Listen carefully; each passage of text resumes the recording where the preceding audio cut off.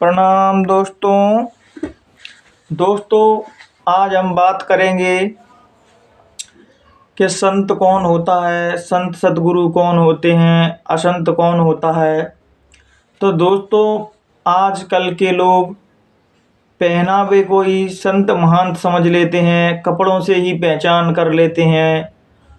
तो दोस्तों, संत महापुरुषों की पहचान उनकी रूहानियत की साधना से, उनकी आत्मा से कि उनकी आत्मा जागृत हो पाई या नहीं हो पाई। केवल कपड़ों का ही नाम संत नहीं है। जिनके पीछे भीड़ लगी है वो ही संत नहीं है दोस्तों। इसके लिए इस पे कबीर साहब ने बहुत ही तीखा ब्रंज कसते हुए दुआ कहा था।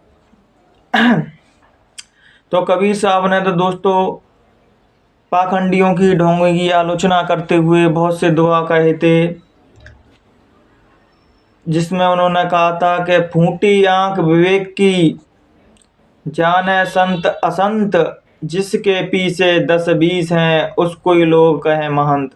तो कहने का भाव दोस्तों, जिसके पीछे भीड़ लगी है, जनता लगी है, उनको ही हम संत सद्गुरु समझ लेते हैं। दोस्तों, संत सद्गुरु वो नहीं होते दोस्तों।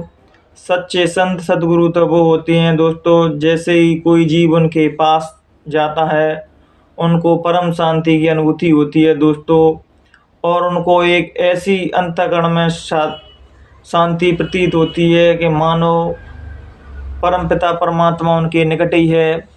और जो भी बुद्ध पुरुष होते हैं दोस्तों, तो वो पहले उसको अनुभूति कराते हैं कि वो सच्चे हैं कि झूठे हैं। तब जीव को विश्वास होता है कि सच्चे संत हैं या झूठे।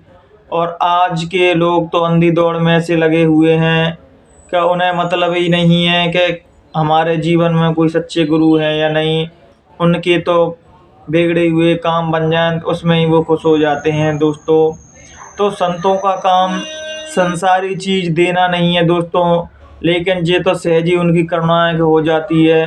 संतों का काम तो केवल एक ही होता है कि उस परम पिता परमात्मा से जीव को मिला दें, जो जन्म जन्म जन्मांतर से जीव बिछड़ा हुआ है। तो गुरुदेव इस पे कहा भी करते थे कि हम आए वही देश से जहाँ तुम्हारा धाम, और तुमको घर निज पहुँचाना एक हमारा काम।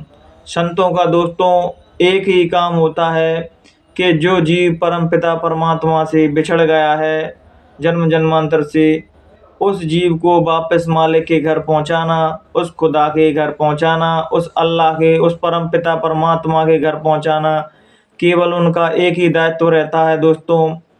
और जो बाहरी चीज़ें देते हैं दोस्तों, जो तांत्रिक हैं, जो साधक हैं, जो संत नहीं, संत तो केवल परम पिता परमात्मा से यही अनुरोध करते हैं कि ए मालिक, हे खुदा, जो जीव तुमसे बिछड़ जगा चुका है इन्हें वापस अपने धाम बुलाओ, इनसे साधना करवाओ।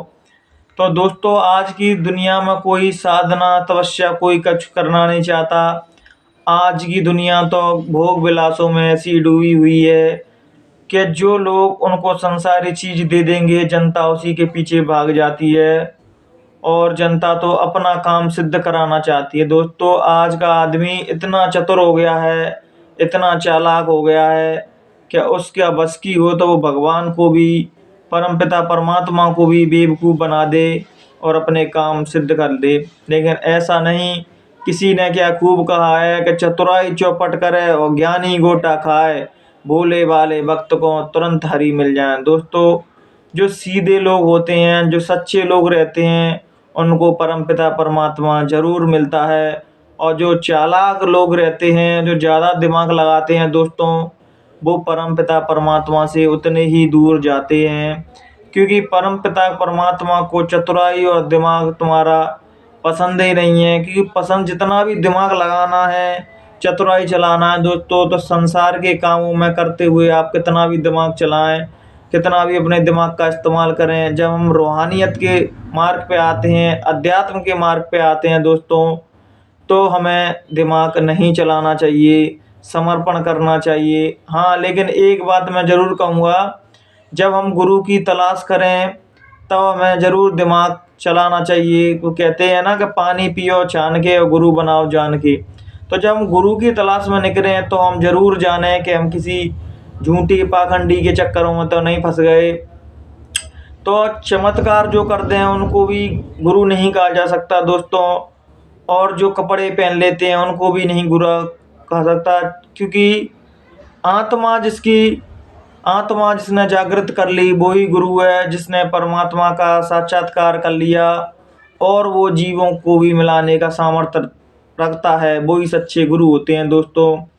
जैसे हम किसी सच्चे गुरु के पास जाते हैं दोस्तों, तो वो पहले अपनी साधना से तुम्हें उस रूहानियत के थोड़े दर्शन कराते हैं, उस रूहानियत के लोकों में ले जाते हैं, और फिर वो कहते हैं कि बच्चे, हे शिष्य, मैंने तो तुम्हें अपनी शक्ति से जो रूहानियत क्षणिक देर के लिए दिखाई, अब आप साधना करो तो आप स्वयं ही ऊपर के लोकों में जाओ, ब्रह्मा विष्णु महादेव को देखो, देवी देवताओं को देखो, स्वर्ग देखो, वैकुंठ देखो, खुद ही आप साधना करके देखो।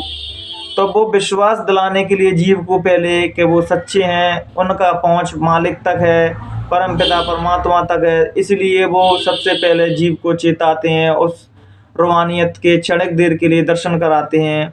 तो दोस्तों क्षणिक देर के लिए दर्शन वो ही करा सकता है जो परम पिता परमात्मा के यहाँ आते जाते रहते हैं।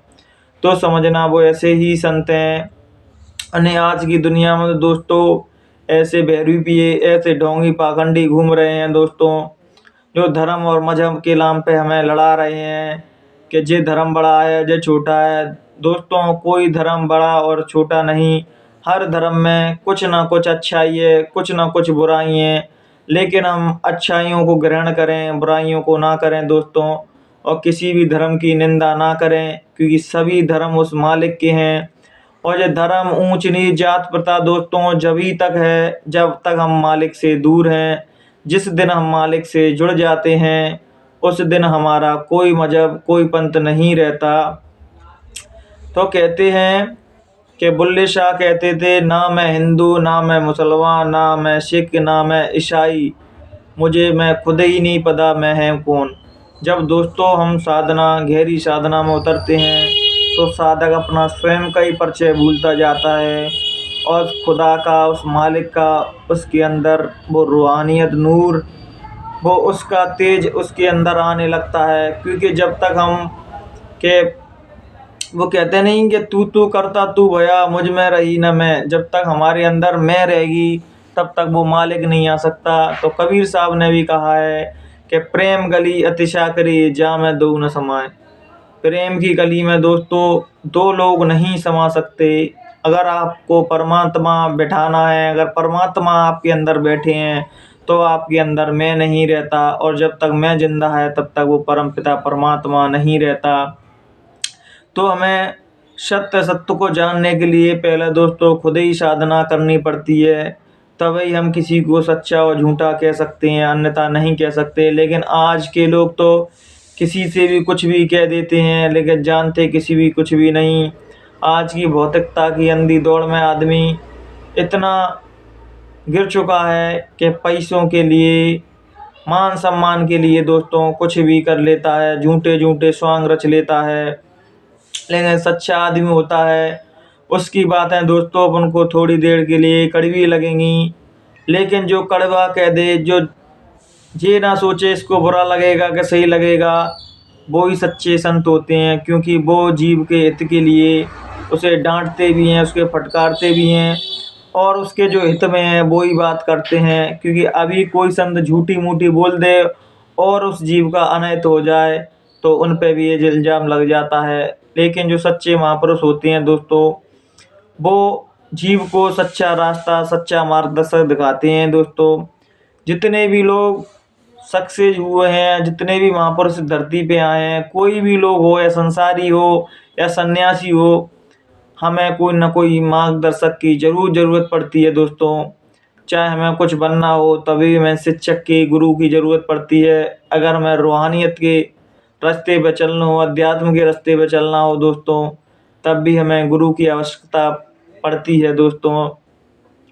तो वो क्या है ना, बिना गुरु भव तर नहीं कोई, जोग बिरंच सब शंकर सम सोई। तो रामायण में भी कहा गया है कि ब्रह्मा विष्णु महादेव भी चाहे इस धरती पर जन्म लेना तो वो भी बिना गुरु के इस भव सागर से नहीं निकल सकते दोस्तों। तो हमें अपने जीवन में गुरु धारण करें जिससे हमारा जीवन एक अलग ही मार्गदर्शक चले। और आप देखेंगे भी कि मेरा पिछला जीवन जो बगैर गुरु के मैंने जिया था और अब जो गुरु बनाने के बाद जो मैं जीवन जी रहा हूँ उसमें ज़मीन आसमान का फ़र्क होगा। और आप जो भी काम करेंगे उसमें कामयाबी दोस्तों निश्चित ही पाएंगे, क्योंकि गुरु की शक्ति, गुरु का हाथ आपके ऊपर रहता है दोस्तों। तो कोई भी काम आपके लिए मुश्किल नहीं, आप जो भी काम करेंगे उसमें सफलता ज़रूर पाएंगे। तो आज अपने विचारों को मैं विराम देता हूँ दोस्तों। अगर दोस्तों मुझसे बोलने चालने में कोई भी कमी रही हो या कुछ गलती हो तो अपना छोटा भाई समझ के मुझे माफ़ कर देना। प्रणाम दोस्तों।